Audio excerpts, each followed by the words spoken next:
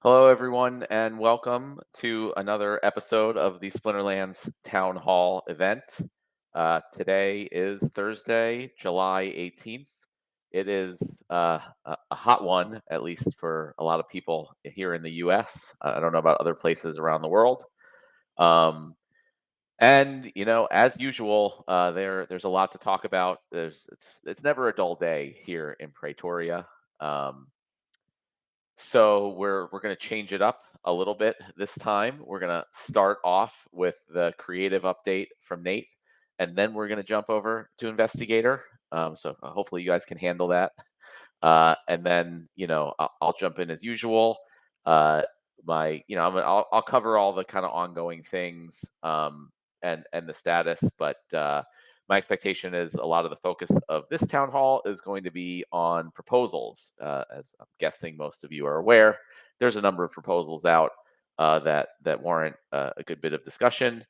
And then, as always, we will turn it over to Q&A, answer as many questions as we can in the time available. And just, the usual reminder that I've also been taking time here and there to answer questions in between town halls.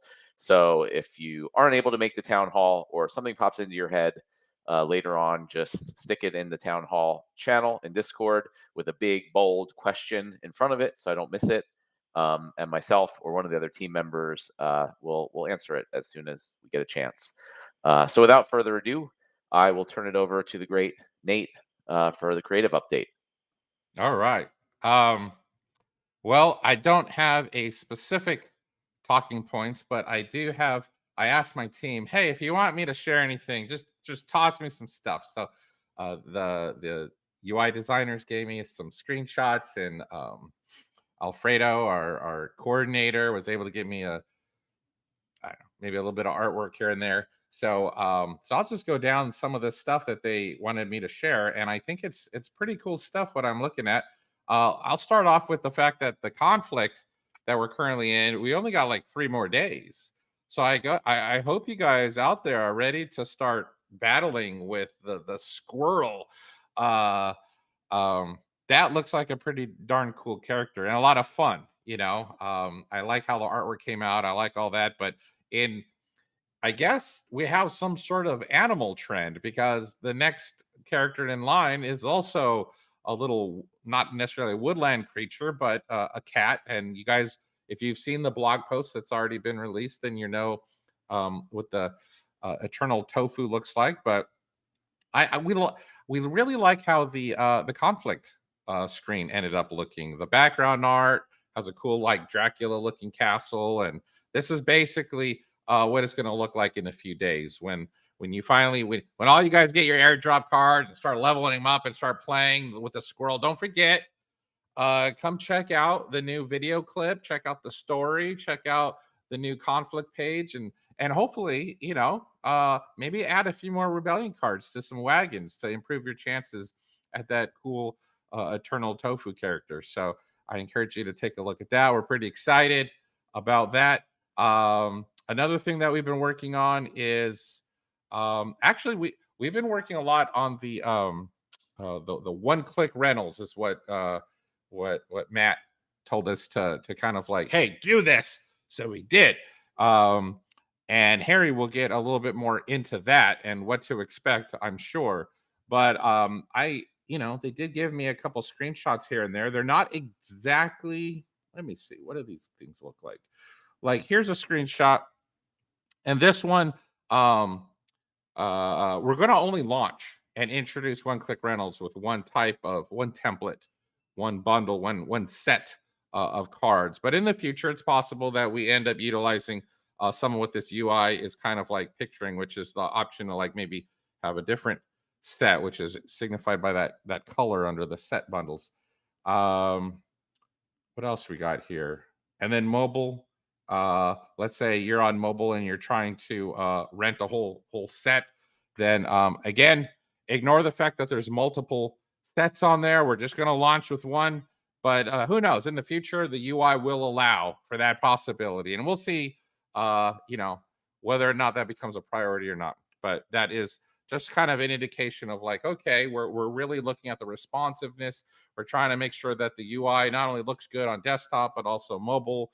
Um, and it's pretty cool. I think that it's gonna have a lot of potential. It's gonna really improve our onboarding and bringing new players in and getting them to just kind of like off to the races as fast as possible with very minimal friction.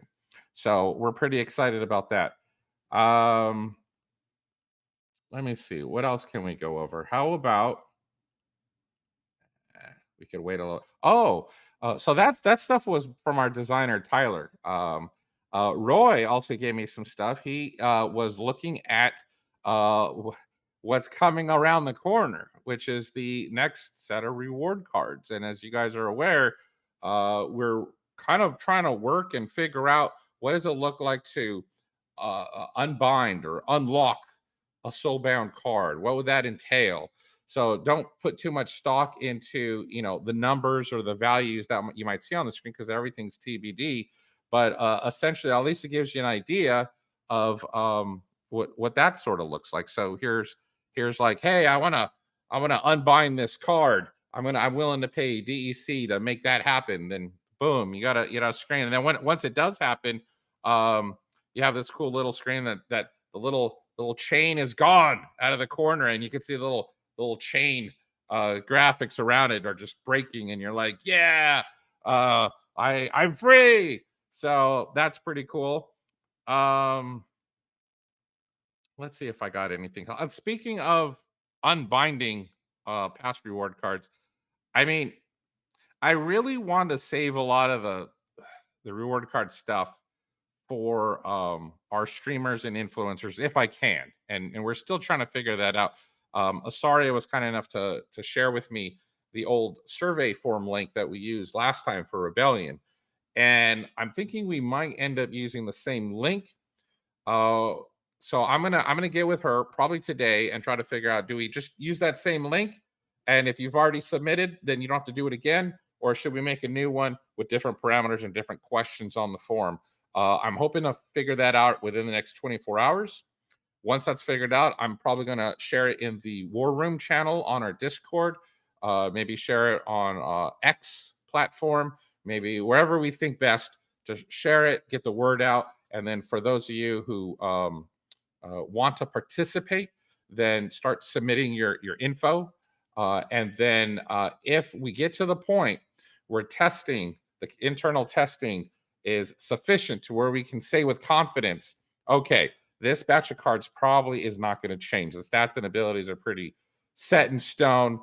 We're good to go ahead and let people share those. Then I'll take that batch, and whoever submitted on that survey form will get first dibs, and we'll let you be the one to bring that alpha to the world, which really worked out well, I think, last time for Rebellion. So we're trying really hard to make that happen this time as well. If we run out of time, then we'll try it again next time. Well, let's see if we can pull that off. Now, speaking of reward cards, even though I want to save as much as I can for the influencers, I can. Why don't I start off with here's some sketches at least. Here's some sketches of a handful of characters from different elements. This is actually the artwork on the test servers. This is how they test the cards with this sketch art on the QA server. So if you ever talk to a QA tester and they've had an hour of testing, then this is what they're interacting with. Um, I don't know. What do you guys think? Is there one of those that you would like to see the fully rendered version? And I'll go ahead and drop it. What do you think, Matt? What's your favorite element, I guess, or which one would you like to see in all its Oh, glory? me, I'm the decider here. Yeah, why not? I gotta look at these closer here. I want to see the water guy. He has like a it looks like he has our logo in his stomach. Actually, that was not intentional, but you're right. You're right. Okay, so that is actually a good one. That's Commander Slade, and Commander Slade is this higher up guy in the Chaos Legion, very fearsome. And when I saw his stats, on the test server, I was like, holy crap, this guy is this guy's powerful. I think anyone who sees his final stats is going to be pretty impressed. But even though I won't be sharing stats yet because it's still in testing, here is the fully rendered artwork for Commander Slade. And I think he came out pretty darn cool. And you're right, the teeth in his stomach are I mean, that's nightmare fuel, as far as I'm concerned. Like, that's I don't want to see that guy in a dark alley. Um so yeah, I mean, I think that's, that's some stuff. If you want to see more of that, I could keep sharing, but otherwise, probably hand off to Harry and give you plenty of time to talk about all this proposal stuff that's going on.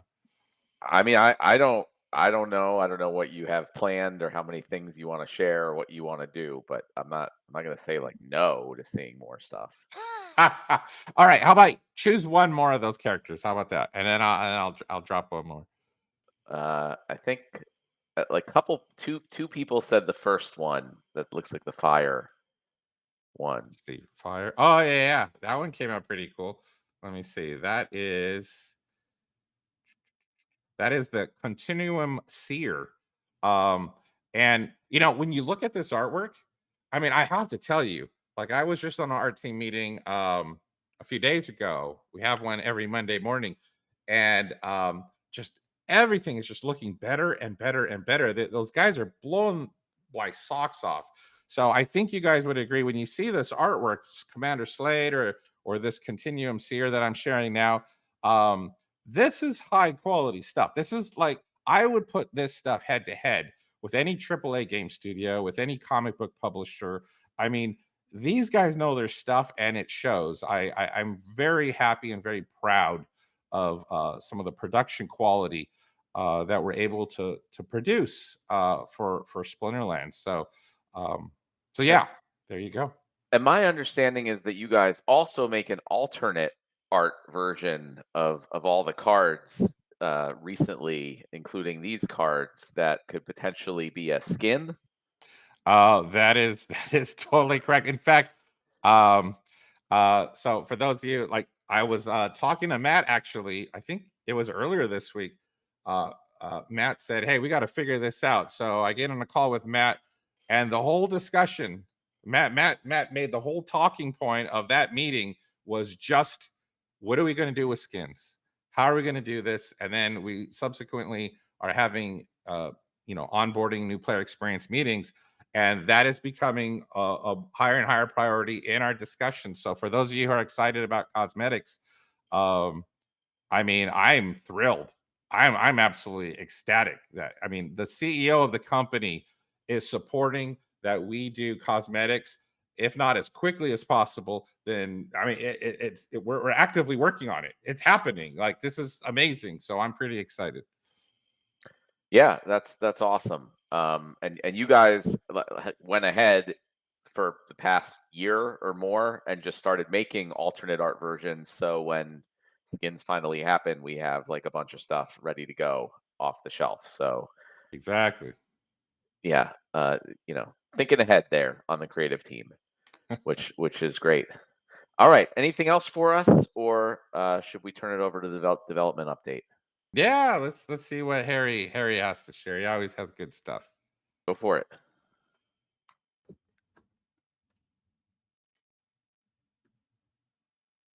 Okay. Thank you for going first, Nate. So I figure, first off, since it's been a month since the last town hall, we should probably at least mention some of the big things that have happened to the game in the last month. So Soulkeep finally released. We added the ability to use both delegated and seasonal rented cards on land. And while it wasn't necessarily the biggest thing to happen in the last update, speaking of skins, we also went ahead and fixed the skins so that they work again in battles. So for everybody that bought the Splinter Storm set, you can now get them to show up when you do your battles. So looking ahead to the next update next week, we are planning to release the initial one-click rentals. So this will be something that's really geared towards new players.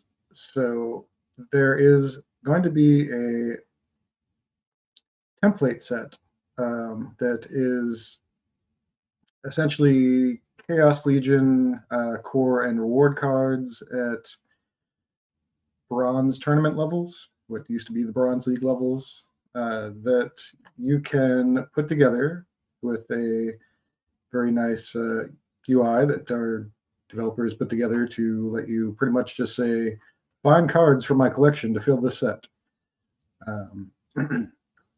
We also made it a little more flexible. It will default in with the exact levels, but there is an option setting. So you can go in and say, pick any card up to X level in this different rare, common, rare, epic, legendary quality, and just fill the set with whatever will work for the minimum level that's required. So there's a pretty easy interface for people to build sets. And for new users, after they buy a spellbook, they'll be presented with a pop-up saying, hey, you just got these credits. Would you like to rent out a full deck for Modern? Or a reasonable deck for low-level Modern. And it will present them with the lowest available priced starter set that someone has listed on the market. So that will hopefully be a much better experience for them than just getting dumped into the battle history screen with starter cards and left to figure it out. We did make a couple other quality of life changes to go along with this. If you skip through that whole screen where it says, hey, would you like to rent a deck? Go try to battle. Don't own any cards. You'll get a notice saying, hey, you don't own any cards. You can't earn rewards without playing with real cards. Would you like to go rent some cards? And you can disable that if you don't want to see it again. But it's also something that'll be useful as a reminder if you rent out your entire collection, like if you're a rental player and all your rentals expire and you don't notice, go try to play. It'll pop up and let you know before you go try to play with all starter cards. So that is the big update coming next week. There are additional functionality with what we're implementing where we can add new templates pretty easily. We're just going to come out with the initial one that's for the new users, but we're going to plan to add some more advanced templates in the near future for higher league play with higher minimum levels on cards. But that's upcoming in the future. It also has the ability to let people make custom sets. There's no UI currently for that. All of the backend and blockchain operations to do so are available. If you go back through our Discord third-party dev history, I did post directions on how that could be done on blockchain. If any third parties want to make a customizable set solution, they are welcome to. They may get to it before we do, but hopefully we'll have opportunity in the future to make it a lot more customizable. For other things coming out next Tuesday, there's just some smaller items. One quality of life improvement that we got from feedback is that right now, if you time out and reach 0, it's kind of a bad experience that you don't get to submit your team, even if you have your team laid out.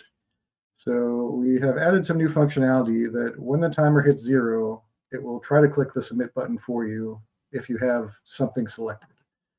Oh, nice. I like that.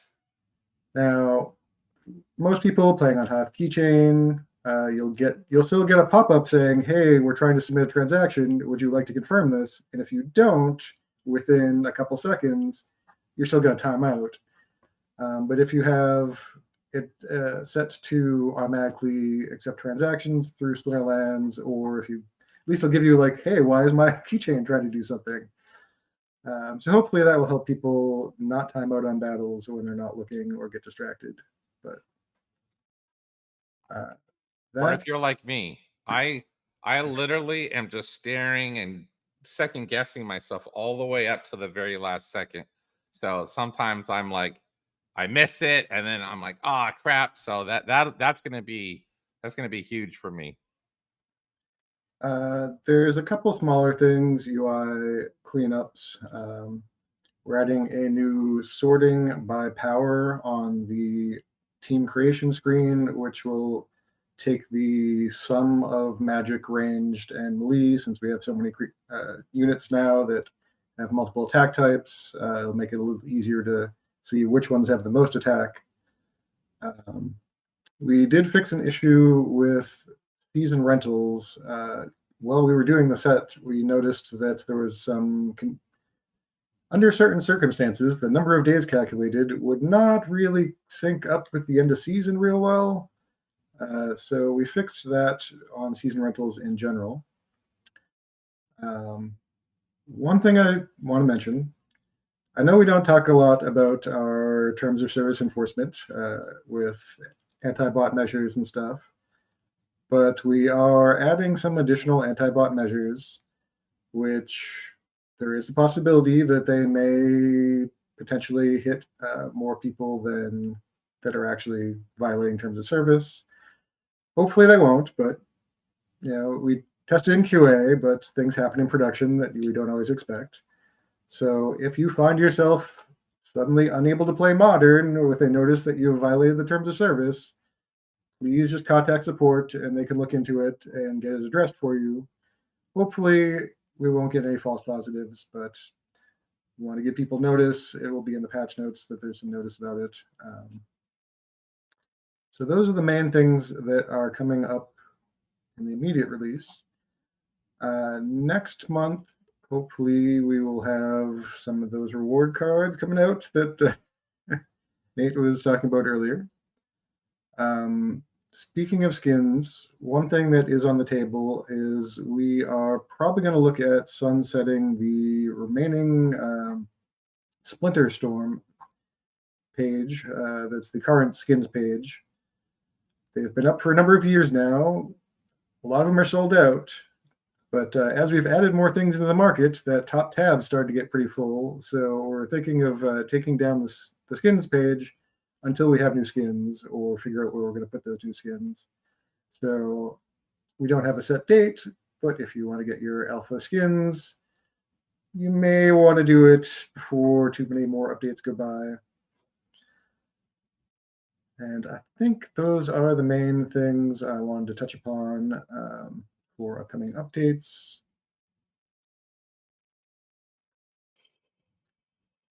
Over to you, Matt. Anything you want to? No, that's great. I mean, a lot of these things are also things I plan to talk about. So I, was just going to save those for a little later. I mean, not like that. I just meant I didn't jump in and add more since I'm going to talk about them a little later. But yeah, I mean, the development team is doing a lot of work on a lot of stuff. It's one piece at a time here, and the one-click set rentals, like by themselves, are not going to do a whole lot, but as part of the ongoing effort to revamp the onboarding experience, like they're going to be absolutely critical at the post spellbook stage. So that's a feature that was like kind of discussed and has been outstanding for a really long time. So it's really exciting to finally get that out and let us move forward on that. All right. I mean, I want to start off just kind of rehashing the overall plan. Probably do that every town hall going forward. And it's for the moment, in my opinion, and I think there's general agreement among the team. The biggest thing for Splinterlands, the game and the ecosystem, is we need to get more players in here. I mean, that's everything. I mean, there's only so much we can do, adding features and cards and all this stuff for our existing player base, but the ecosystem is not going to really grow if we don't have new people, and we haven't focused on that really for years now. So the experience is pretty bad. So we are focusing on improving the onboarding experience. Primarily, that's going to be the main focus going forward, which includes the mobile experience, obviously, because a lot of new people also come through mobile. and we want that to be a great experience. And then once that is really as good as we can make, and that's an ongoing process, right? Forever. Like we should just keep um, looking at data, improving the experience, trying to get more people to convert from just coming to the website to active players. And then, over, after the next few months, we're going to get our conversion rates as good as they can be in order for us to begin significant marketing and promotional efforts. We have never really done any marketing and promotional efforts of any size. In the past. I mean, there's been some, cross promotions and things with other communities, but we really want to start hitting that hard toward the end of the year. But I don't want to start doing that. I don't want to spend money on that if the onboarding experience is terrible and people don't convert. It would just be a waste of the resources. So step one, improve onboarding and mobile experience. Step two, start running marketing and promotional campaigns. And a lot of people have asked, what the details of that, what exactly are we going to do? How exactly are we going to spend funds? And I don't know. I'm not a marketer. We don't have a marketing department or any marketing people on our team. So the plan is to hire either a person or an agency, like a chief marketing officer or marketing agency, who's like, obviously we're gonna, when picking whoever we hire, we want someone who's really experienced specifically in Web3 marketing. We're not talking about just running some Facebook ads or whatever. We're talking about really like outside the box. How can we do some really good cross promotions, collaborations? How can we get our community, all you guys, all our players involved in some campaign to like really get the word out there about Splinterlands in new and unique ways. And so, once we have that person or that agency, and there's a few that I've been talking to here and there so far, but the goal is for them to figure out the details, right? What they plan to do, work with the team to figure out the ideas and the costs and all that stuff. So, the plan is to bring someone on to create a plan for that. But that's the overall goal. That's our focus. Really through the remainder of 2024. My hope is that we have this in place. We have marketing and promotion starting to go. We have a better onboarding experience. We're converting people into new players alongside of what I hope and expect will be, the next big crypto market upturn. Um, It'll also be around the time that rebellion packs are selling out, which is scheduled for December, based on the burn mechanism. So, again, things are slow for a while now, and that's how it works as you spend time kind of building out these things. But that's the plan for towards the end of 2024 and going into 2025. And if a number of those things kind of coincide and work out together, I think that can be kind of really, really big to turn around this entire ecosystem pretty quickly. So, you know, things could not work out. I don't know. There's no guarantees. But that's the best plan myself and other team members, have the best path we see forward to kind of really, really turning things around and hopefully get back to kind of where things were in 2021, which was not coincidentally about 4 years ago, as these things go in the crypto and blockchain space. So more specifically, obviously, we have Soulbound reward cards coming up. The current expectation is early August. Those should go out. That's been a big project. A bunch of new cards, lots of new abilities.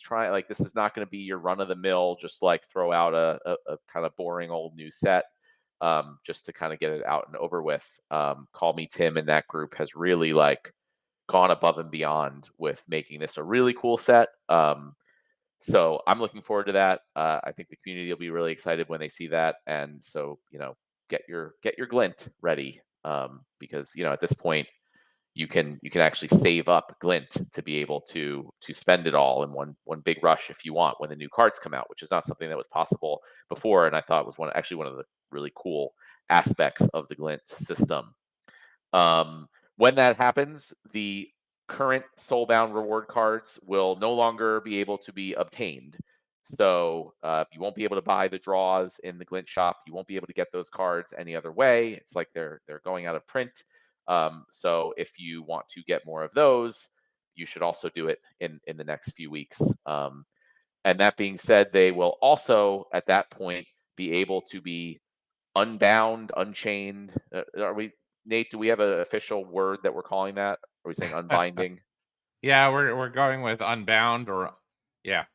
So you unbind the card and now it is unbound in like a regular card. Yeah. The exact costs they are still TBD until the official announcement. But the thinking is it's going to start at 10x the burn value. Um, and the goal is to put them, we want to make sure that they're not cheap, right? We want to, starting with Rebellion and going forward, we want to make sure that cards have all cards, whether they're reward cards or cards in packs or mini sets, promo cards, all have a roughly similar base value, the cost that you pay for them. So they're going to start at 10x collection power is the current thinking, subject to change. And the plan is also that unlock cost will increase every month for a number of months, which is in order just to encourage people to unlock quickly and unlock early, whatever the expression is, or unbind, uh, early. So if you want to unbind your cards, um, you're incentivized to do it earlier before the price increases, and then after some amount of time, still TBD, you won't be able to unbind them at all anymore. So any cards that have not been unbound in that time period will forever be soulbound, and from that point on, it'll be be able to easily see what the circulating supply of the unbound cards are, and those are the only ones that'll be available for purchase going forward. By players that don't have them. So you look for that in hopefully early August is the plan. Um, One thing also as far as onboarding, which I talked about, is we are working on fixing and simplifying the registration and current tutorial experience, making sure again it works on mobile, getting rid of any extraneous things, making it hopefully just as easy as possible for people who come to the website to sign up, go through the tutorial, and actually start playing battles. In the future, we do plan to revamp the system. And implement a bunch of new things, but for the short term, we're just going to try to work with what we have and try to improve it as much as possible and check the data and conversion metrics as we go. We are also, I think we're in progress with the updated referral system. Is that right, investigator, or is that something coming up? It's on the things we have to work on soon. Okay. I believe we're waiting for creative to take a pass after last discussion with Nate. All right, so that is soon, as most things are. But that's, for those of you who don't know, there was a proposal, I think originally from Bulldog 1205, of an updated referral system that I agree would work much better than our very outdated referral system. So that's something to look forward to. That will hopefully help encourage our existing player base to onboard new players as well. Land, we kind of talked about that a bunch last time. Cryptomancer is working on it. He is relatively new to the land code, and we're talking about adding in, new natural resources and kind of changing up how a lot of that stuff works. So it's slow going as he kind of learns how that code base works and gets familiar with it. But he does generally a good job of estimating once he's done that initial review part. So hopefully we'll get some kind of estimates from him in the near future on when that stuff will come out. And just a reminder, we are part of this is we're planning to incorporate research into other areas of the game to make it useful before the full Secret of Praetoria, Ancient Ruins project is launched for phase 2. The idea is hopefully to make research allow you to unlock different things in the game before then, so it starts to have utility. One of those things could be like the skins and cosmetics that we talked about a little earlier with Nate in the creative update. And speaking of skins and cosmetics, that, as Nate mentioned, that is in the design process right now. So we have a bunch of skins that the creative team has been designing, and rather than just kind of throw them out, willy nilly just to get something out there, I'd prefer to really design a cool skins and cosmetics system that's really well integrated into the rest of the game. That also includes some actual benefits to glint earning, maybe land production, other things for having skins for cards. And we're looking at also possibly having skins, either having the skins like level up or having you be able to earn like skin shards that you can combine to unlock a skin, sort of like totem fragments, um, so that you'd be able to get them in a lot of different ways and relatively easily, without sort of like making skins not very valuable, right? We want to kind of balance those two things generally. Like we skins are planned to be kind of a valuable and an exciting thing, but we also want to be able to give stuff out kind of more often. So that's a way of balancing those two things. Is you could potentially get skin shards or like lower level skins that can be combined. Um, so and still get benefits from them along the way until you like unlock the full skin. And the skins may be more than just new card art. They could include cool visual effects on the card, on the frame, other things like that. So that's part of the things that the creative team are exploring, what we can do.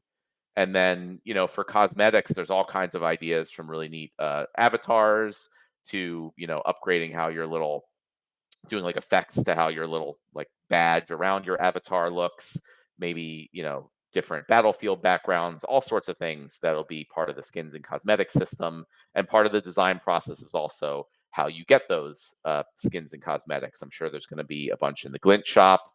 There'll probably be some like, special promo sales or something for DEC. They could be potentially in a voucher shop if that becomes a thing, which is looking likely.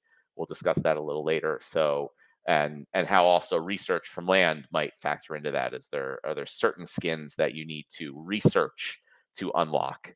And so players who are active in Praetoria and land will be able to kind of have access to special skins that other players may not.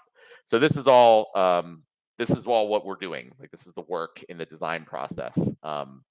And it takes a while. There's a lot of back and forth. I put something all together, then I talk with Nate, and then he pokes a bunch of holes in it. We kind of go back to the drawing board. We'll get something else together. We'll bring in more of the team. They'll poke some holes in it, and hopefully that ends up with a really cool, like well thought through product that then we turn over to Investigator and the crew to implement. So those are the notes I had for kind of recap of what's in progress and what we're working on. I'm going to jump into proposals now. And just a reminder, if you guys have any questions or thoughts on any of this stuff, I'm not reading the chat while I'm talking. But feel free to post questions. Later on, we will open the Q&A. We'll let everybody know you can post questions in Discord or Twitch or YouTube. Ron hopefully will give me a heads up if there's some Twitch and YouTube questions, and we'll get to those at the end. Proposals. So there are 4 different proposals outstanding that I was gonna give my opinions and thoughts on. So one of the things I think a lot of people in the community still aren't clear on is that the whole proposals, it's up to the community. All of these things are not for the Splinterlands team to decide at all. So no matter what we think, it is up to you guys. You guys can propose whatever you'd like. And approve or not approve whatever you'd like, especially when it comes to DAO funds or SPS voucher and license tokens. So I just want to be like very clear that I myself and other team members certainly probably have lots of opinions on the proposal, and that's fine if people want to hear our opinions. But that's all they are opinions, and this is ultimately up to the community. And I think that's a really exciting thing. I hope people appreciate the coolness and uniqueness of that. Very different from traditional games. and I hope to see more of that in the future. That kind of excites me, and I've talked about in the past. Like I actually get it. It makes me happy a lot of times when proposals that I put up or that the company puts up are not passed, even though I want them to pass. That's why we put up the proposals. It's also great to see a lot of people have like given some not so constructive feedback that it's all a sham and that we just get whatever we want passed, and the whole proposal system is just kind of fake. But those are those times where proposals that I put up or that the company puts up are not approved, help to disprove that, which is just clearly not true. Like anyone who actually like looks at what's going on can see it is 100% not the case. And also people complain that like the whales all like conspire together and they pass whatever proposals they want. But I mean, honestly, having the whales in this ecosystem agree would be a very unthinkable thing that I don't think has ever happened. So it really, it's which is good. You don't want a situation like that where everyone's on the same side of every issue. Everyone has different opinions and thoughts, and if you want to have more say over what happens, get more SPS. It is historically cheap right now, so it's a great opportunity to do so. Not financial advice, of course, but that's the whole idea of the system. The more SPS that you have, the more say you have in these types of pretty important matters for this ecosystem.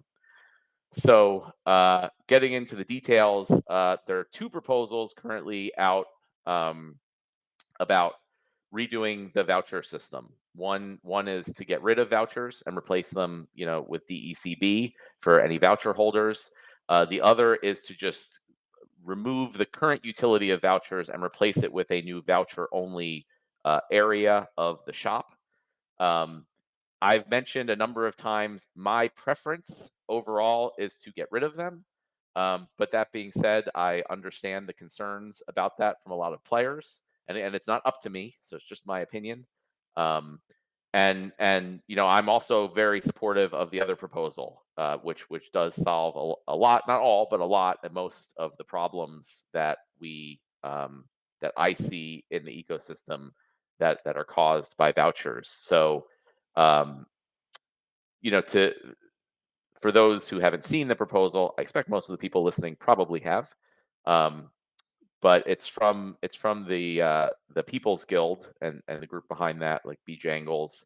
Um, and the idea is to take vouchers out from their current utility. So everywhere where you can currently use vouchers, you would only be able to use like DEC or other tokens that are available, like things like getting a discount on card packs, or what are the other things you can use vouchers for? I think to buy, can you use them to buy energy or the wild pass, that type of Yeah. stuff? Yeah, Yeah. energy, well pass. Yeah.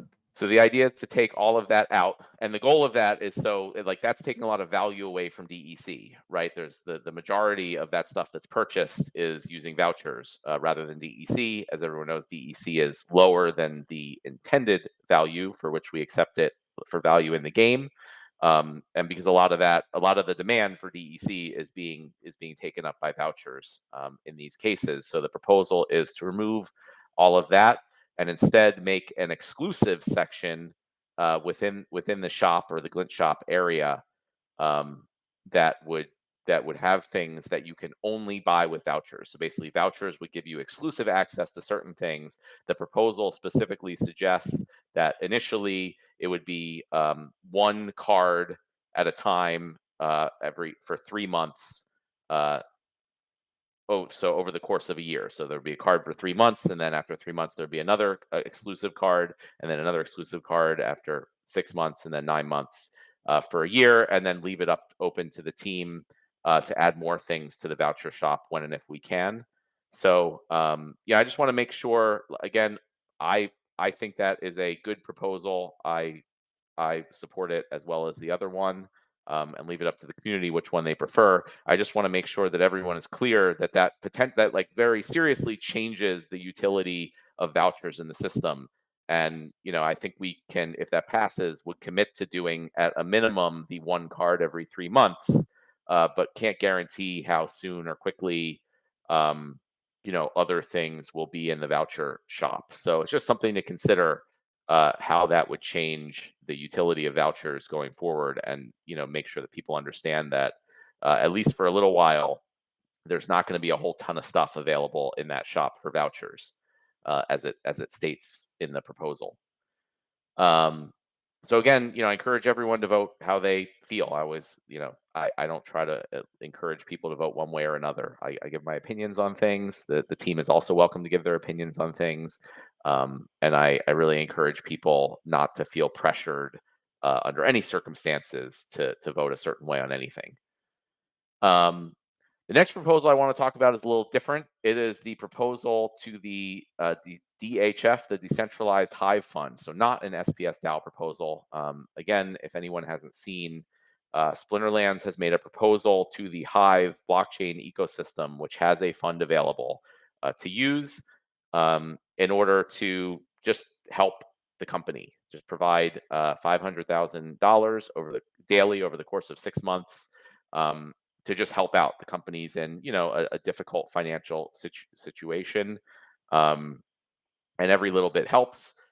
My feeling is that we have contributed immense value to the Hive ecosystem over the years, and it's unfortunate that we're in a position to have to ask for help. But I, as a Hive stakeholder myself, I think it's a no-brainer. Although, not everyone agrees with me, which is fine. So we're going to see how that goes. But I'm doing my best to answer questions and talk, especially to different Hive whales. I don't intend to try to convince anyone, who doesn't want to support us, to go and do it. I don't like trying to convince people and get them to do something they really don't want to do. I find that kind of backfires. I just want to, be available and answer questions and talk to people, and hopefully they are interested in helping support us. One of the main goals of those funds is to do the marketing and promotional, campaigns that we talked about. We're going to need excess funds in order to run those campaigns, to hire the person or agency that we're going to hire to lead that. So that's kind of the what those funds are mainly earmarked for. A lot of people have asked, which I talked about earlier, what specifically are we using those funds for? And my answer is the same that I gave earlier, which is I don't know what specifically we're using the funds for yet, other than to bring on a marketing and promotional person or agency and work with them to figure out what the best way to use those funds are. I don't think it makes sense for, me or other people on the team who are not marketing people and don't have marketing experience to try to figure out how to use those funds to market. We're going to get experienced people to do that. Um, and I also want to mention that, I guess in retrospect, the proposal could have been worded better, but we have no plans to move off of the Hive blockchain.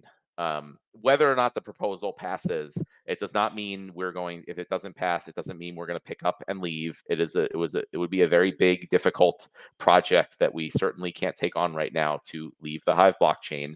But what was actually written in the proposal is that if we as a company at some point run out of money, run out of funds, and would otherwise have to shut down, um, we could potentially be forced to leave the Hive blockchain. We could be forced to have to sell the company. We could be forced to raise capital from an outside investor who is likely affiliated with another blockchain platform. Um, so even though we don't currently have any plans, to leave the Hive blockchain, which people may or may not agree with, I just want to the reason I was putting that in there is because the more funds we have, and the more help we get from the Hive blockchain, the less likely it is we would ever be in a position where we're forced to do something that I may be against. So that's all it really is. I think people I guess read what they want to read, I think, in a lot of cases, and think that it was like a threat to leave the Hive blockchain. But I just want to be very clear, there is no plans to leave the Hive blockchain, regardless of what happens with that or any other proposal right now. But again, if we are in a position where we are forced to raise funds or anything like that, then the that whoever's putting in those funds, would have the ability to potentially you know, have that be a condition of getting that funding. We also have no plans to actually sell the company. which some people were saying, because I mentioned that as something that could happen. Of course, it could happen. That's always has been a possibility. We have no plans to do that, but that's something that could happen in the future and that people should be aware of. I don't want it to happen, but if we have the funds to keep operating, then it shouldn't be an issue. But just want to be very clear on that. And again, open to questions later in the Q&A section or any other time if people have any concerns about that. But that being said, for everyone who's part of this and wants to go try to encourage in a nice, respectful way, Hive Wales to go support us and explain the benefits of supporting Splinterlands and keeping Splinterlands around and on this blockchain, that would be very beneficial and helpful. The third out of the 4 proposals is the proposal to hire the JPTR Corporation, which is like just a small company run by our CTO, Patrick, to finally develop SPS Chain, which is the SPS validator software. So there's a lot of information in the proposal. I've updated it since it was initially posted to add more information about that and why I feel that this is kind of like the best realistic option to get this done. And I encourage everyone to go read that. I'm not going to be able to rehash everything here, but basically, I guess like the overall timeline of what happened is we worked to create the SPS token. We airdropped it to players based on the assets that they had. We worked to help raise millions of dollars for the DAO that was set up for all the token holders. And then the company, which in retrospect was a mistake, went ahead and just built out all of the SPS functionality in a sort of a temporary centralized way and has operated it for the last 3 years. And now we're just basically asking the SPS stakeholder community to help us by taking that over and spending some of the funds that were raised literally for that purpose. So, unfortunately, we're not in a position to keep paying for that and doing that, and we need to focus our resources on the core game. And I believe it makes perfect sense that the SPS DAO kind of does its part and uses part of its funds to develop that chain. The developers at JPTR Corp were previously developers working at Splinterlands Corporation that worked on the Splinterlands game. So they have been working for the past few months exclusively on the validators software, and they're pretty close to having an initial release. I know we've said that before. I believe that is the case this time. And so I think it would be a shame, and I don't think it would make any sense to kind of stop that at this point. I think it's kind of a no-brainer, again, as an SPS stakeholder, for the DAO to go and push that project across the finish line. It's a really important project, and honestly, like, what's the point of having a DAO or a token if it's not going to build out its own decentralized infrastructure to run it?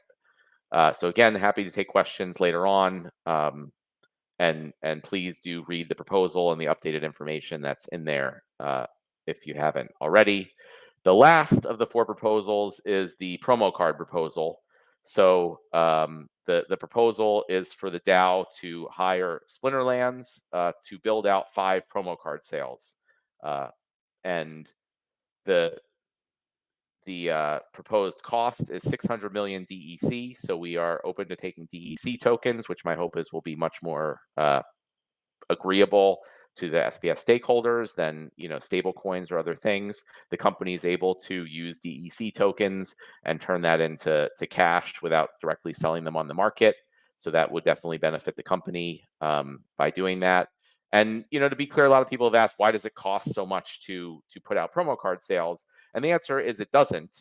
But the promo card sales are one of the main ways that the company brings in revenue in order to be able to operate. So the cost that is proposed in that proposal is not based on how much it actually costs to create the cards and do the sales. It's based on the amount of revenue opportunity that we're giving up. So it's the proposal is an option for the DAO. There's two ways to run these sales. One is that the Splinterlands company just runs them and operates them and keeps all the proceeds, but we're offering to the community another option if the community would like to take it, which is that the community can pay us an upfront payment in DEC, and then the community keeps all the proceeds. Very similar to what we've done with Rebellion, and that seems to have worked out extremely well for the DAO. That's brought in much, much more than was paid out to Splinterlands for that. I believe that would be the case with the promo card sale, as is outlined in the proposal. I expect, close to double, if not more, the amount of DEC to be brought in over the course of the 5 promo card sales than we're asking the DAO to pay out. So it's just part of the way we're offering to basically split the economic value of these sales with the community, which is, something that I think is very important and have tried to do over the past year. So again, those are my opinions, and the community is welcome to vote any way they see fit with your stake. And if you would like to have a larger say in any of these proposals or future proposals, get more SPS. Do you guys have anything you want to add to any of this before we jump into questions? Wow. No, you said it all. I think I'm sitting back and just listening to all your opinions and your insight, and I think I'm appreciating as much as the community. So I'm pretty solid. For anyone looking for a link to the proposals, they are all in the announcements page, announcements channel on Discord. I also dropped the direct link to where you can vote on Hive proposals in the chat a little while ago. Nice, thank you. Yeah, that's a good point. Sometimes I forget that not everyone knows where to go, especially for Hive proposals, which is also something to keep in mind for the Splinterlands community. If you haven't really checked out Hive, I encourage you to do so. I think Hive is really really great. I am extremely biased, and not just for Splinterlands, just the entire concept of it. Is fantastic. It's really one of the only truly decentralized blockchains that exists. It has no founder or foundation or VC backing or any of that stuff that is, kind of plagues a lot of other chains. I don't know if plagues is the right word. Sometimes it's beneficial, but and the origin story of Hive, for those of you who don't know about the whole hostile takeover of the Steam blockchain, is I think one of the most important stories in all of cryptocurrency, and the benefits of decentralization and community power and ownership in these ecosystems. So I highly encourage everyone to go learn about that if you don't know about it. And if you're here and you're a Splinterlands player, I think it's really beneficial to go check out the blockchain that the game runs on if you have not yet. Potentially even get some Hive tokens yourself, and just see what this chain has to offer, which is all part of the reasons why, as I said earlier, we have no plans to leave it if we at all can avoid doing so. That being said, let's open things up for questions. I think we're running a bit early, so maybe we can take some more questions or even finish up early, which I'm always a fan of because I won't lose my voice as much.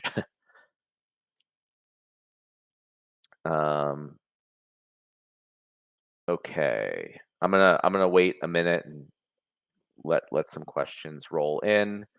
Just a reminder that you can also post questions on YouTube or Twitch, and I will hopefully, get nudged by Ron if any of those come up, and I'll jump back and forth from Discord to YouTube, Twitch questions. All right, so first question I see is from Sentinel Gank. Would I consider this for the Hive proposal? I think it would go a long way with garnering more support for the proposal, and show a planned good faith effort from Splinterlands if we would earmark 5 to 10% of the proposal's funds to be used for efforts to educate players and facilitate transitioning players' views to understanding the importance of also being part of the decentralized Hive community and ecosystem. Yeah, I mean, I'm totally open to doing that. And one of the things, as I've been talking to a number of Hive stakeholders, is I am open to sort of anything that makes sense and is doable, that would make the Hive stakeholders want to support this proposal. So I don't think there's anything wrong with committing some portion of the funds and some portion of our effort to making sure that people that come into Splinterlands also learn about Hive. Um, so yeah, open to that. Um, Next question is from Rudy Edwards. Gator said that there's a chance of false positives for new anti-botting measures for people who only play in wild or if bots running. Will there be any way to see if you got flagged if you aren't trying to play in modern, or do people who don't play in modern have 0% chance of being flagged? Yeah, Investi, what do you think about that? If you're only playing in wild, we're not checking if you're botting in wild. You're not going to get flagged for any activity in the wild, in playing wild ranked. If you're not playing modern ranked, it won't impact you. All right, yeah, there you go. That makes sense. Question from Bitcoin Flood. Will having SPS validators help with operating costs of the company? Is it substantial?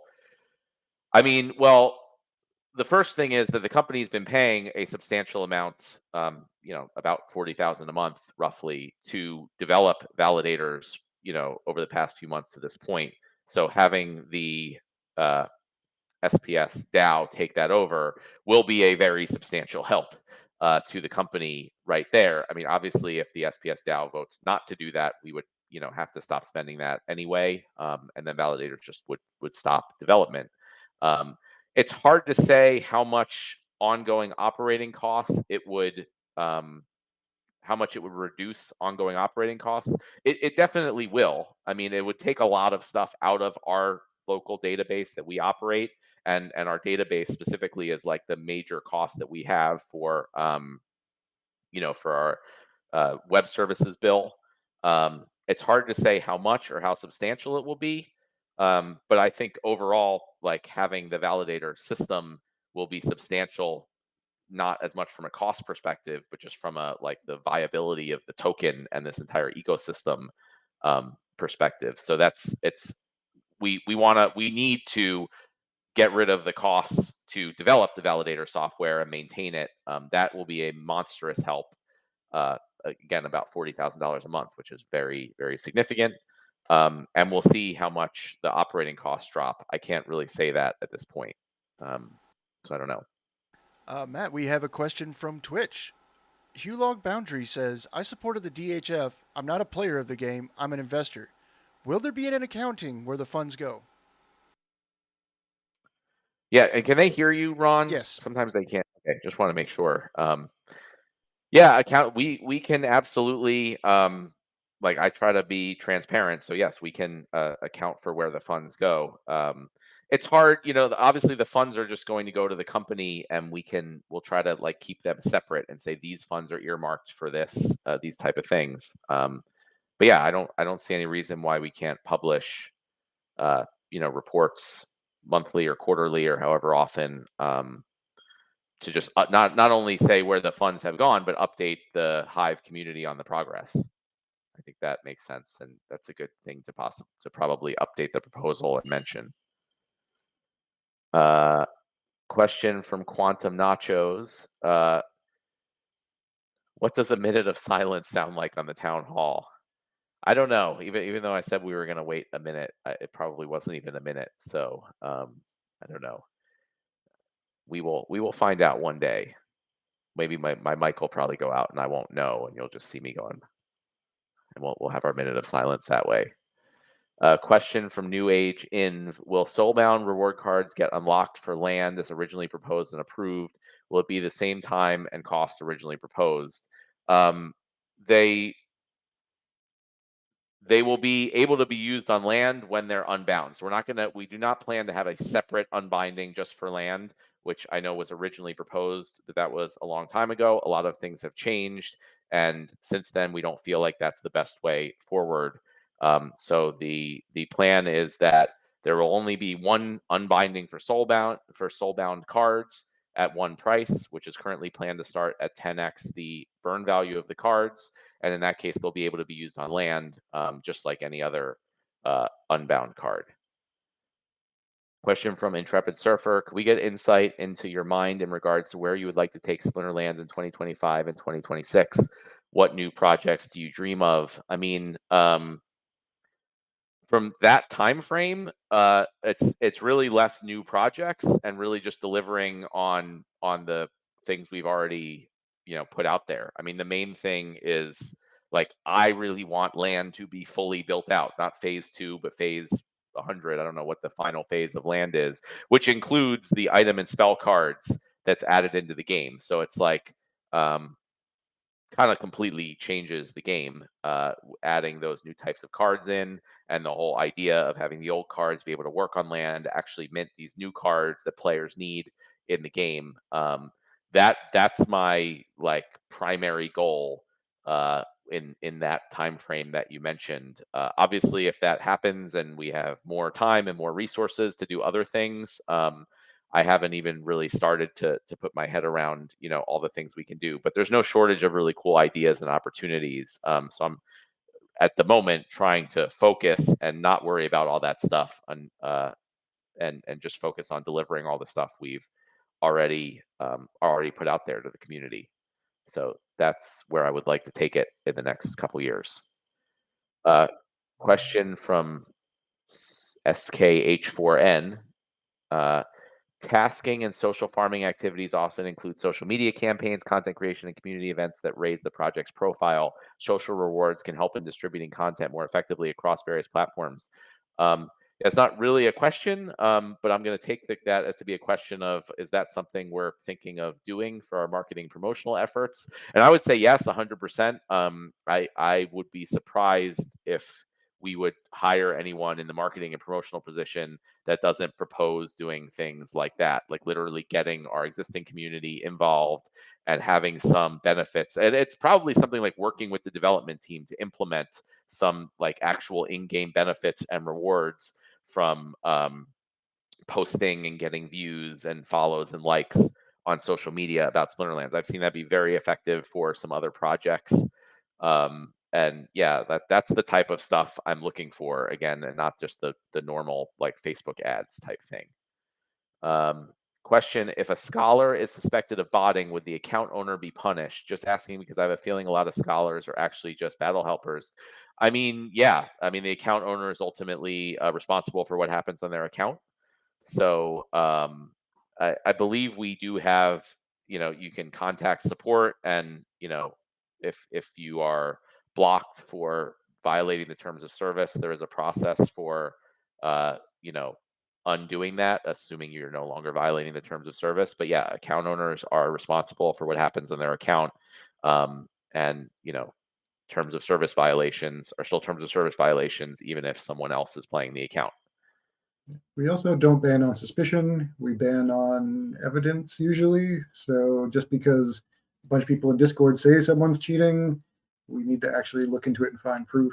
So, but yes, we ban by account regardless who's playing it. Yep. Question from Bitcoin Sig: if the DAO decides to go with another outfit for validator development, will the current work that Splinterlands has paid to be developed be released by JPTR to the new outfit?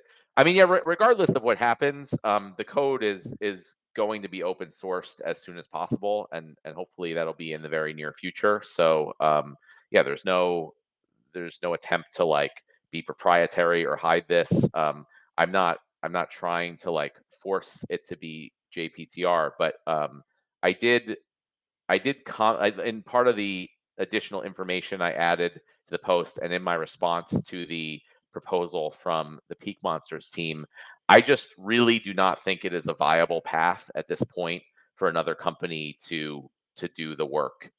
The developers there have been working on this for the past few months. They're pretty close to getting an initial release out.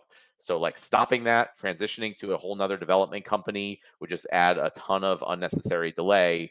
And also one of the biggest parts of validator development is actually just integrating it into the Splinterlands game and making sure the Splinterlands game and website still works with the new way that SPS tokens will be handled.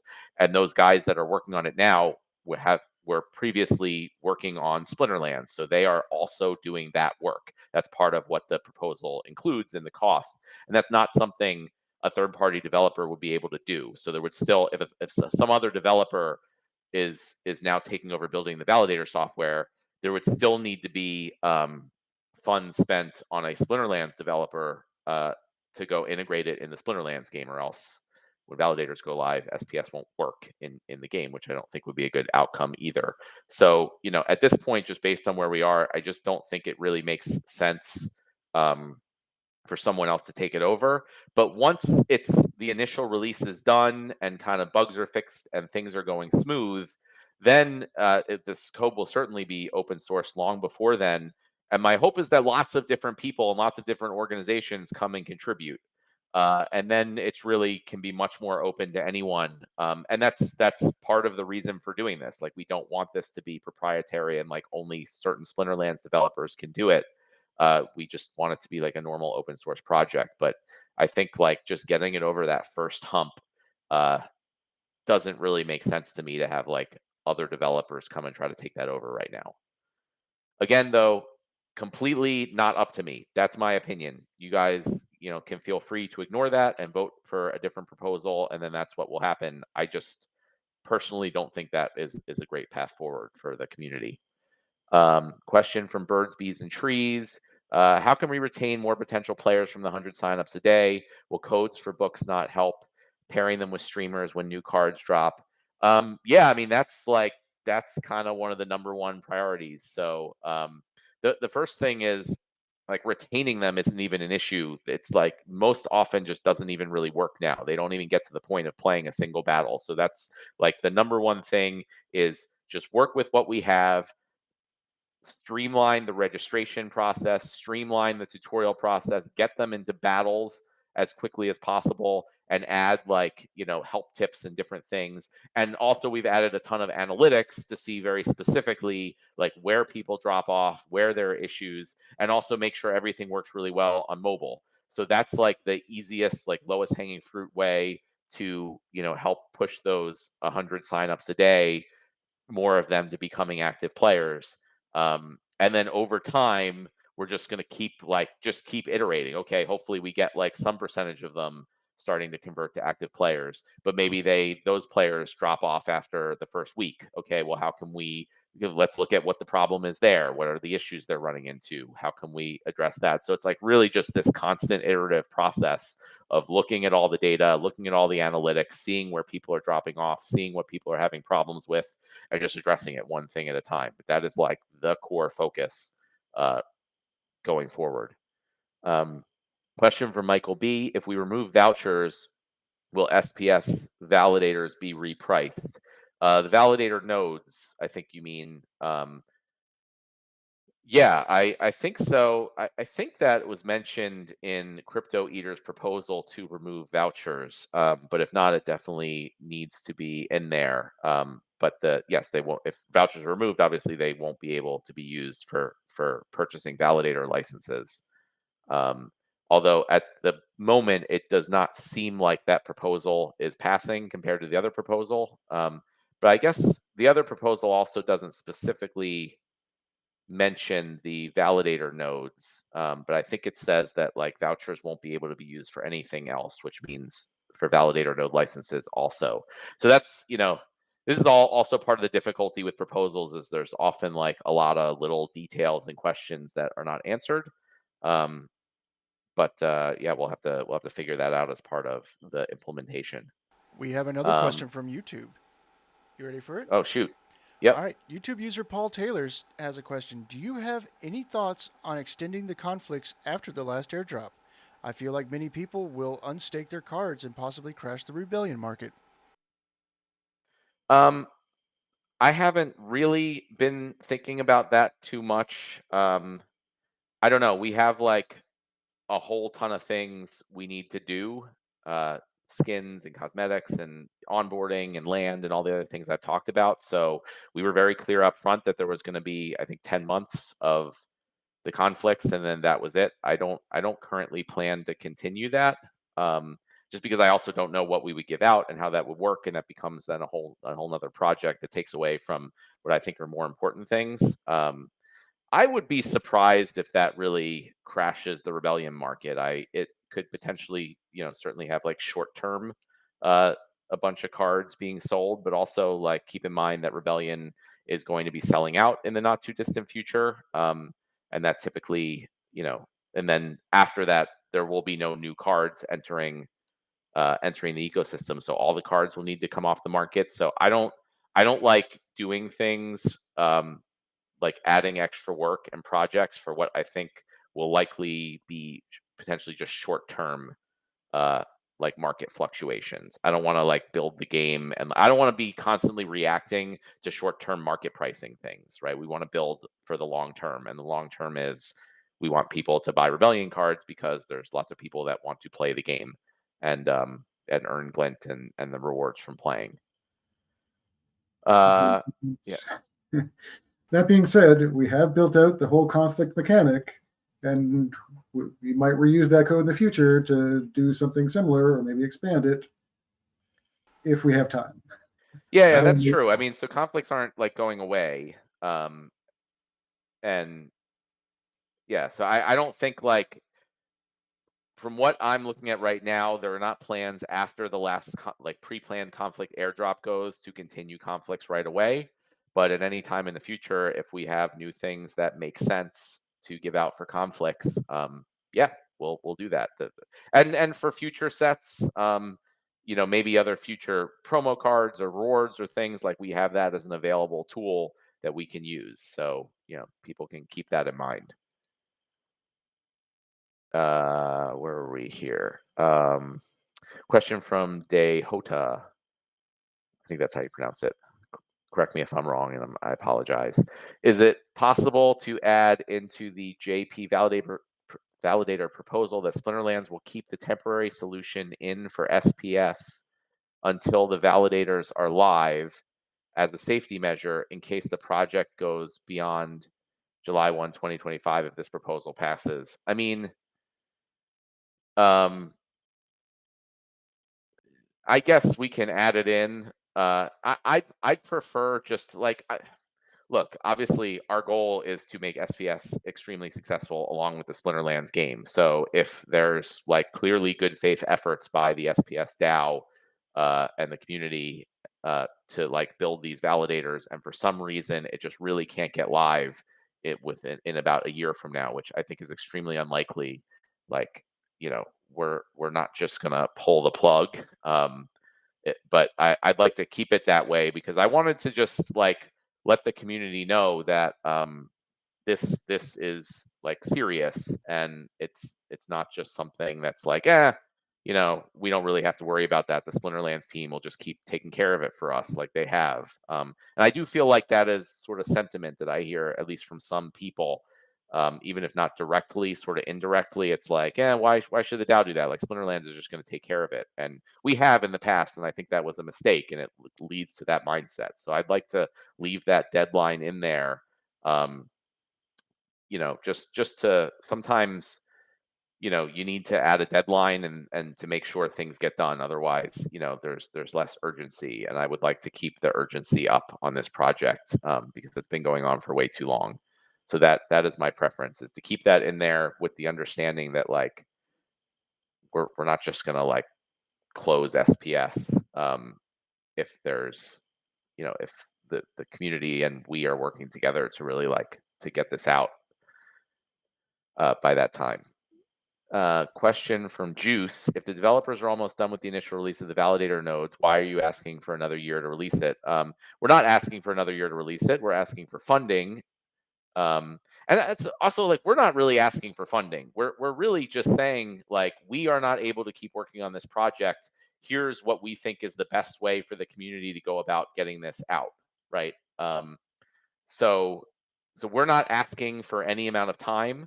This is just the proposal that we thought would be the best option for the community to go with. So again, just want to like clarify, we're not asking for these things. We are we are proposing what we think is a good method for the community to go about doing this. But in the proposal, it in like kind of the contract terms, it lists the date of March 1st, 2025, for the release of validator nodes.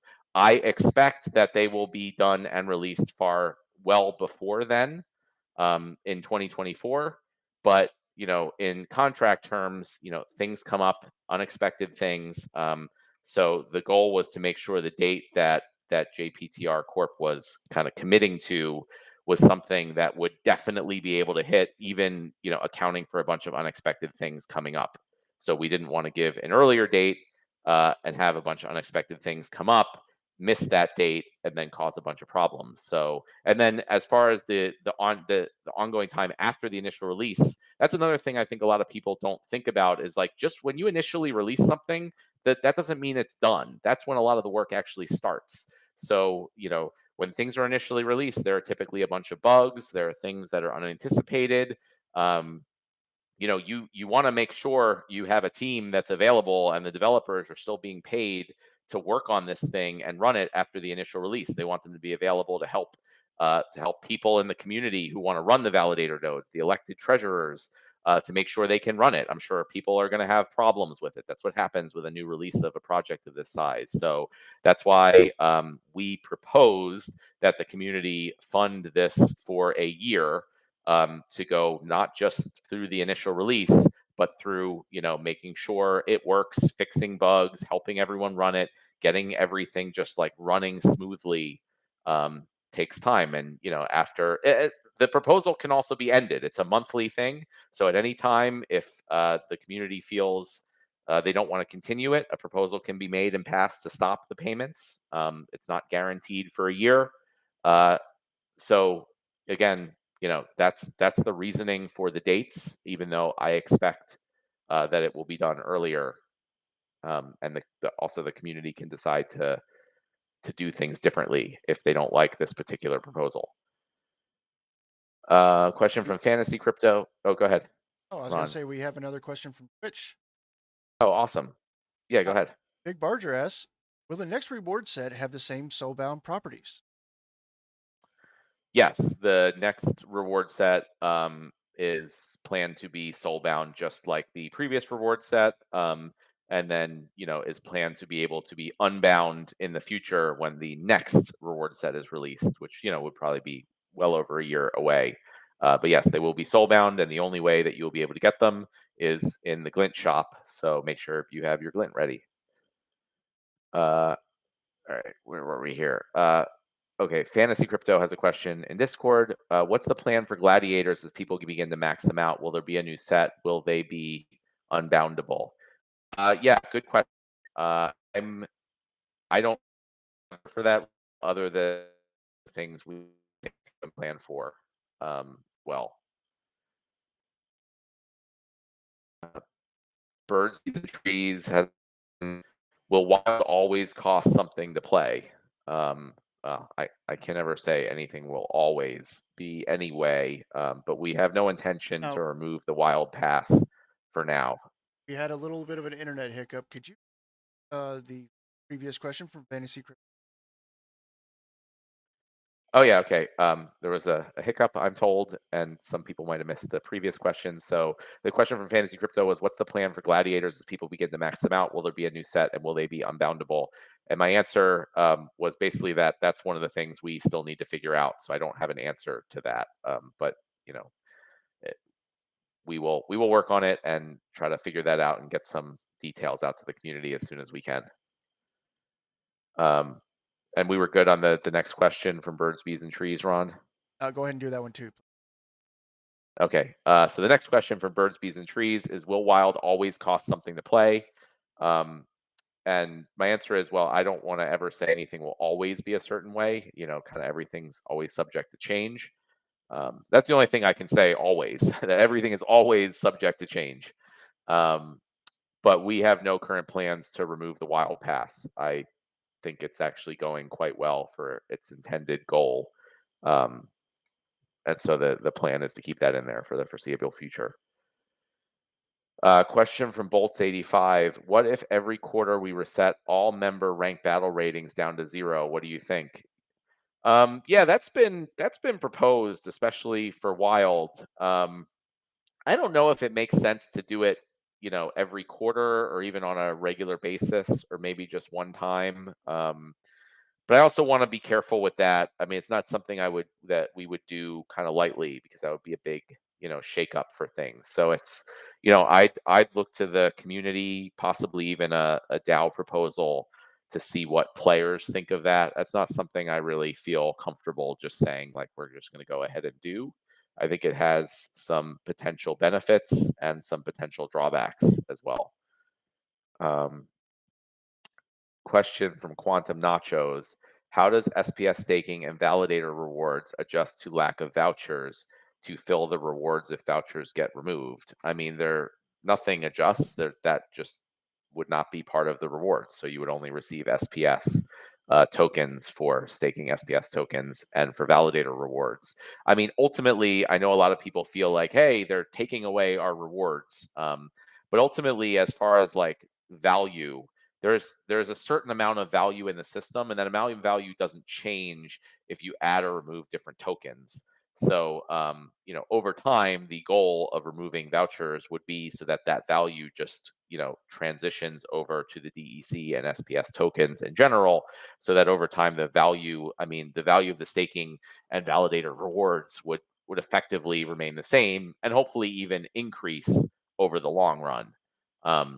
Although it may go down in the short run, but the goal is not to increase rewards in the short run for people who, want to sell them off on the market.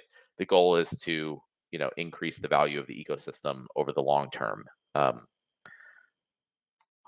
So, that's my response to that. They would just be removed and no longer part of the rewards, not necessarily replaced with anything else. I don't think they necessarily need to be replaced with anything else.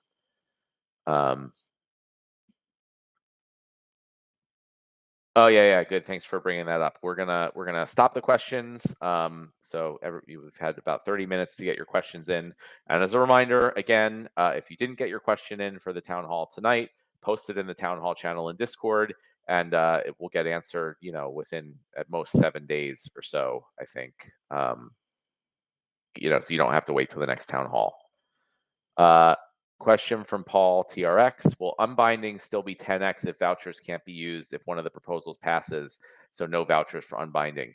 Yeah, in coming up with the 10x number as the starting amount, that was since the voucher proposal seems likely to pass. So that was planned to be without any voucher discount, 10x. And again, I was looking at the current market prices for Rebellion cards, and also even some of the older cards. Obviously, not Chaos Legion, which are far undervalued, in my opinion. And the goal was to keep the value of the new Soulbound reward cards in line with the general value of the other cards, like the Rebellion set. And so 10x the burn cost, especially looking at the current price of DEC on the market, would actually make them, a little bit relatively cheap compared to Rebellion cards, which is what we're going for people who unlock them early, and then the price will go up over time. So that the quick answer is yes, that 10x is planned to be the case, assuming no voucher discount. Question from Phaeton 3271. How long is our runway as of the moment? Can't we find other sources of funding, such as venture capital or placing advertisements in the game? I don't have the numbers in front of me. I don't think our runway is that much changed.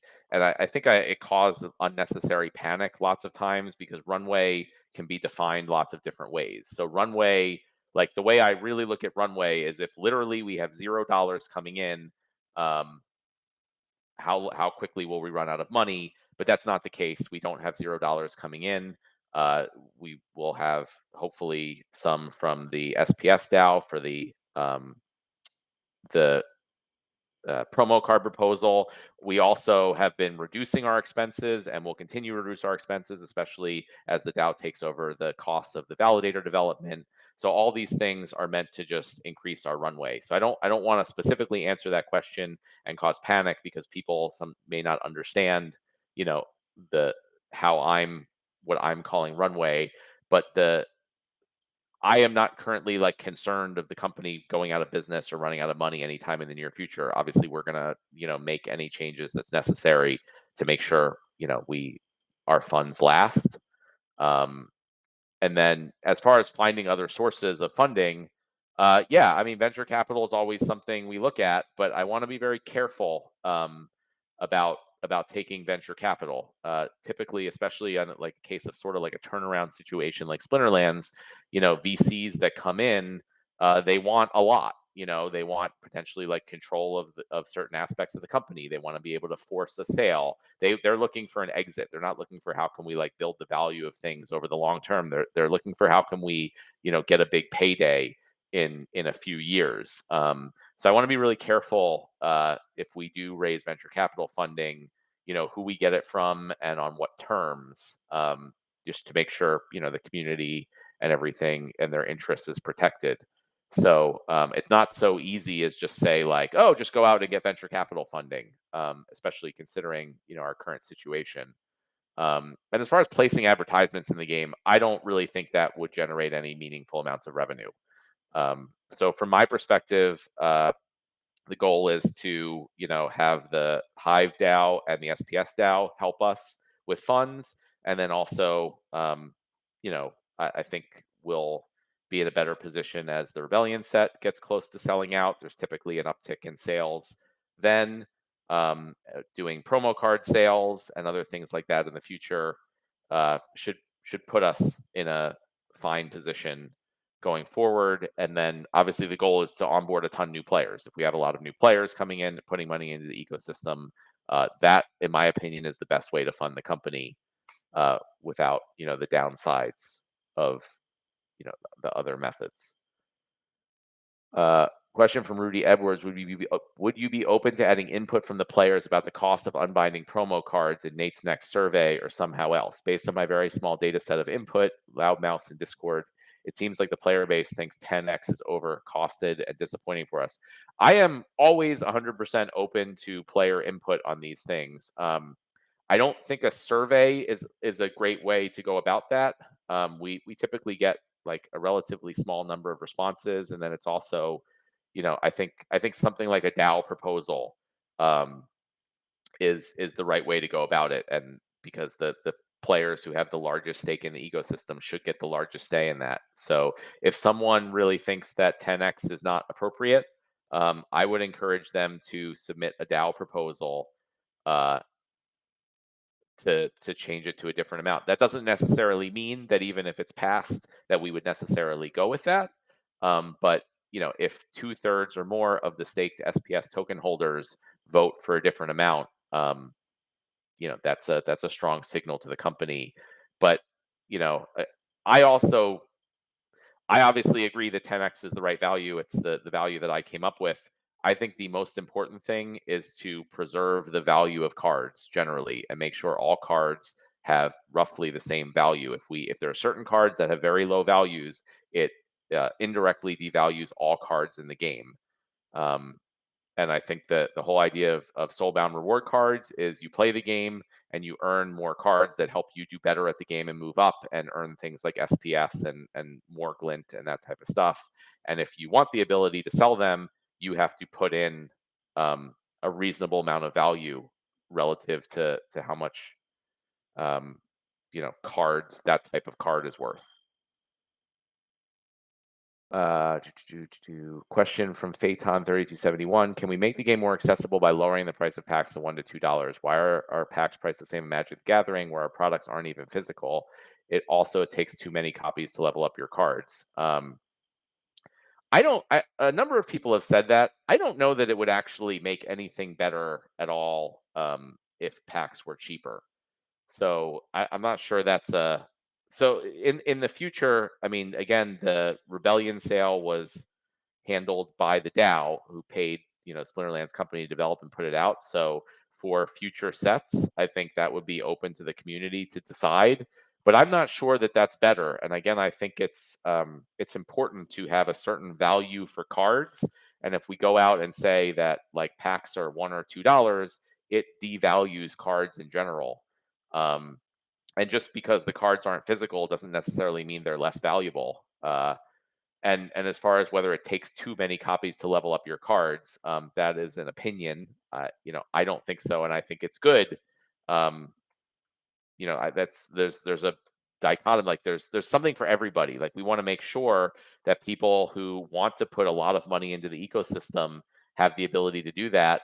And if you know it doesn't cost nearly as much to level up your cards to max value, it's kind of limits the amount that other players are going to put into the ecosystem. So players, you need to think of it also as like from a business owner perspective, because in a way that's what everyone in this ecosystem is. Uh, and the goal is to maximize value in the ecosystem. So I don't necessarily know. I would venture to guess that the price of packs being $4 is not the reason we're not getting new players. That's not the reason people are leaving. And I don't think changing them to $1 to $2 is going to do anything other than bring less money into the ecosystem at a time where we should be trying to do the exact opposite. But again, just my opinion. And if the majority of staked token holders feel otherwise, very open to try some different things. Mark Core has a question. If unlocking the cards is 10x, it's too high and very few people will be able to unlock the cards because Splinterlands players are in great loss by the drop in SPS and card prices. We need to use this to take DEC to peg. With 10x price, we will lose that opportunity. Again, that's an opinion. I mean, I disagree. I could be wrong. You could be wrong. There's no way to know for sure. Like I said, if the community really strongly thinks that that's the case, put up a proposal and let's see one way or the other. Question from Bitcoin Sig. What's the reasoning for the development of validators not being open source development in the first place? Why can't many developers contribute code contributions just as in Linux, where corporations who benefit on the open source software use contribute development resources? Yeah, I mean, we're going to open source it as soon as it's possible. Like, I'm not developing it, so I don't want to say, one way or the other. Specifically, maybe the team can comment on, the reasoning for not open sourcing it early. But, I don't think it's like black and white that like we're just not open sourcing it because we're like bad, and it's there's a lot of things that go into open sourcing code, and if you have lots of random developers contributing, like you need to also have like someone coordinating that and organizing it and vetting all the contributions, and that can like actually detract and make things slower and take more time. So and I don't know if like early on like we want to make sure that there's nothing like bad in there, as in like revealing something that's not supposed to be revealed about how Splinterlands works. I don't know. I'm just saying it's not like as simple as just saying, oh yeah, just like open source the code. There's a lot of considerations. There's security considerations. If we open source the code, a lot of it's taken from how Splinterlands currently works. If there's potential security vulnerabilities, we want to make sure those are addressed before the code's open source. Things like that. So it's not. I don't have a specific answer, but the goal is to get it open source and available as soon as possible. And that should be, in my estimate, soon, and definitely before like the full release. Question from Intrepid Surfer. As part of the current node build, will there be available options to enact transaction micro fees? It would be a good incentive to operate a node, especially after SPS drops stop. As far as what's being built currently, it is just all the existing functionality being moved to the SPS validator nodes. So the plan is to not add any new functionality into that. But once that is released and out and working, and we've got that project done, then the assumption is that the community will probably want to add lots more features, and they'll be able to hire developers, or developers can contribute to the project to add whatever features the community wants. So we're not focusing on any new features right now. The focus is currently on just getting all of the currently existing functionality working in the validators. Phaeton 3271, when will the cost to unlock Soulbound reward cards be announced, and when is the end of the current run of reward cards? We plan to announce it around a week before the release, and that's for both of the things. So when the new Soulbound cards are released, that's when the previous cards will stop being able to be obtained, and then they'll be able to be unlockable. So look for that, soon. So we said early August, so roughly a week before the release, we'll plan to put out a post detailing, everything you want to know about that. And why are we burning the season pass for Wild? Why not just use it as revenue for the team? Does the team earn from the 5% fee for sales or rentals in the marketplace?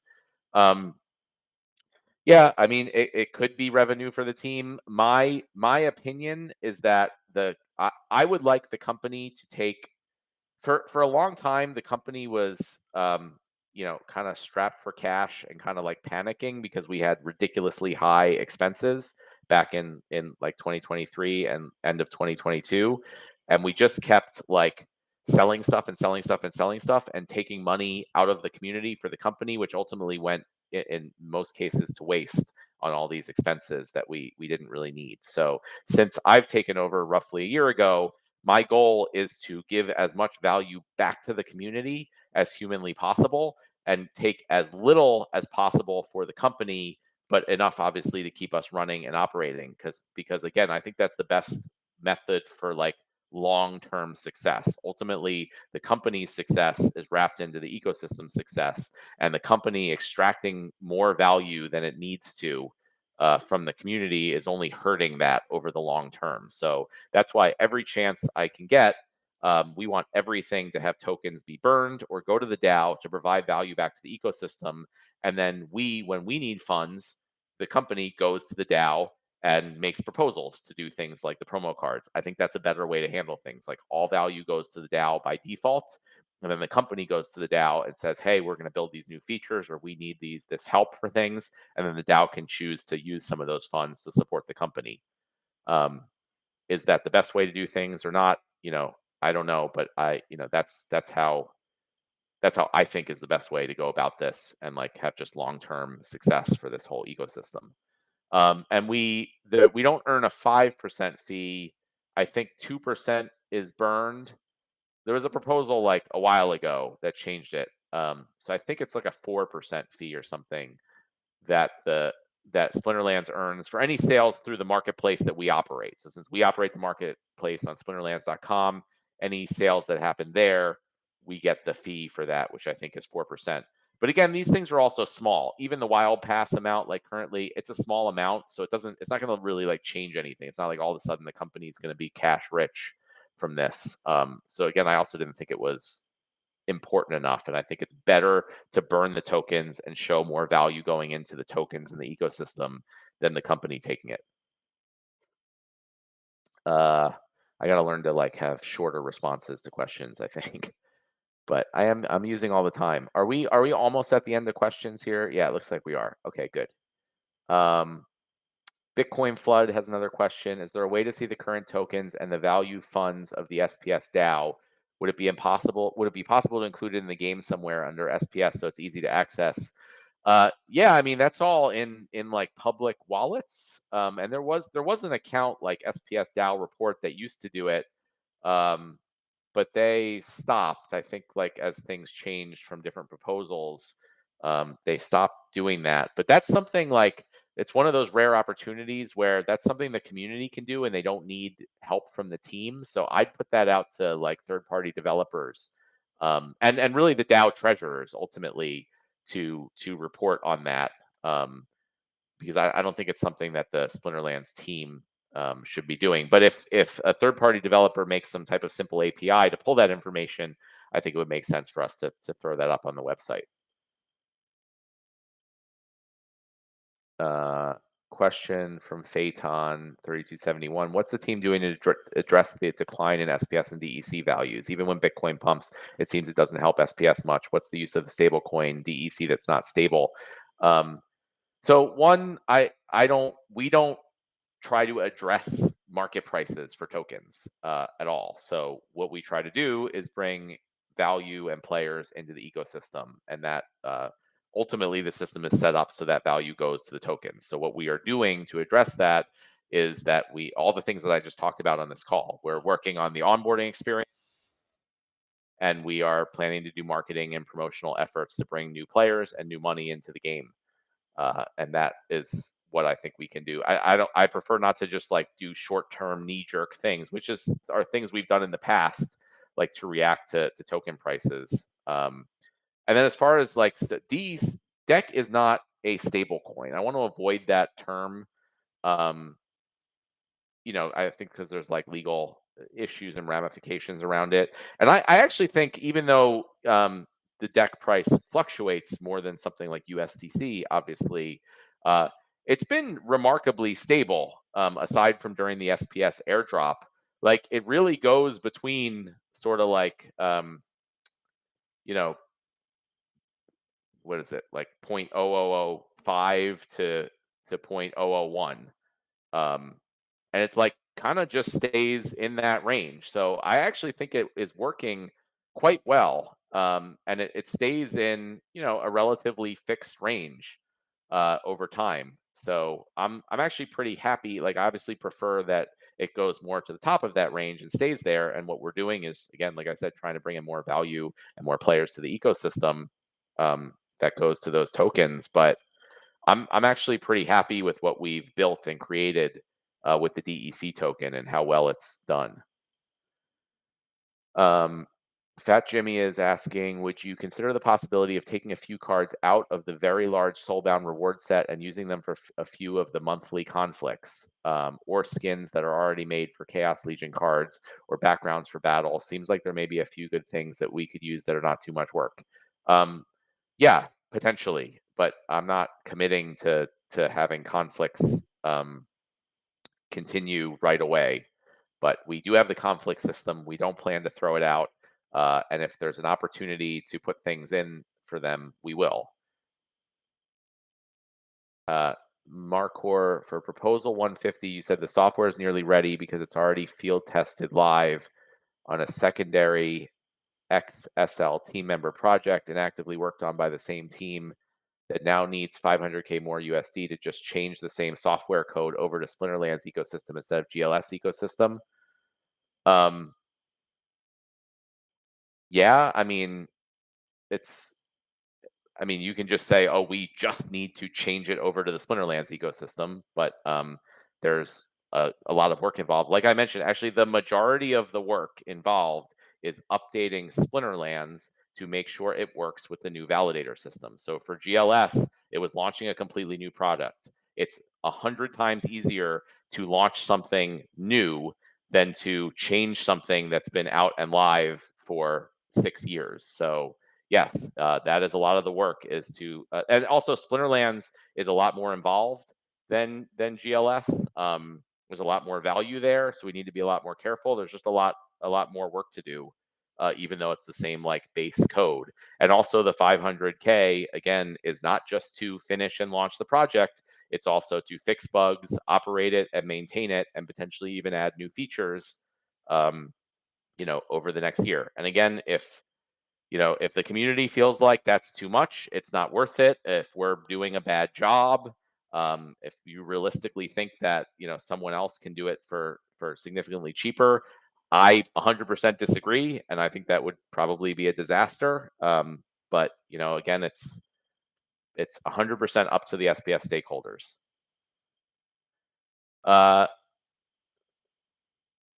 Let's see. We're end of questions, but Paul TRX has one like right after it, the end. So I'll sneak that one in since we have some time, just for Paul.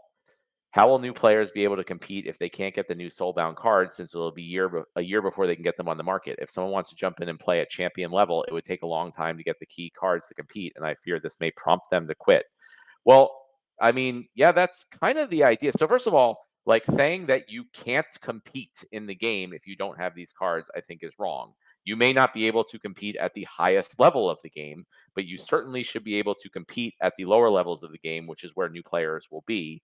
And yeah, that's kind of the whole idea is you can buy most of the things in the game, but there are certain things, in this case, the Soulbound reward cards, where you actually have to put in the time. And so that's something. If a new player comes in and they're like, I don't like this game because I can't just buy everything and immediately like shoot to the top of the leaderboard, I guess yes, we might lose that player. But I find that to be an unlikely scenario, and I actually think it's beneficial and helpful to have for players to have to put in the time and effort and actually play the game and earn certain things. You can buy most of the cards. You could probably move up really well, probably even get to Champion League without them. If you buy max level versions of all the other cards and are a good player. But like, I personally think it's good that there are certain things that you have to put in the time and effort to get. I find it unlikely that that would be what prompts people to quit. I mean, again, assuming that like, especially at the lower levels, they have a good play experience, and in lower levels, they should be competing against people who also don't have those cards. Because people who do have those cards and have been playing a while should probably be at higher levels of play. All right, so that's it for questions. We're just a little under time for once, but I'm gonna stop it there. As always, I just want to express my like heartfelt thanks to everyone on the community here who plays this game and supports us in any way. Like we all wouldn't be here, everyone on the screen and on the team. Um, we wouldn't be able to do this if we didn't have a group of really committed and awesome players. Um, so I just want to express my thanks for that. I know things are difficult now. It's unfortunate, but it's the situation. We've put out what I think is a pretty good plan going into the end of the year and into next year. And it's also just unfortunately part of the cyclicality of this space. But assuming that we're able to turn this around, I think I'm pretty clear on the mistakes that were made last time around, and I'm committed to not making those mistakes again. So the team and myself, at least, are very excited for what's to come, and we just gotta kind of get through a slow time and appreciate everyone's support getting through that. And I look forward to talking with everyone again in a month. So thank you, everyone. Thank you, Investigator and Nate, for coming on and sharing your updates. We'll see everyone later. This is a story.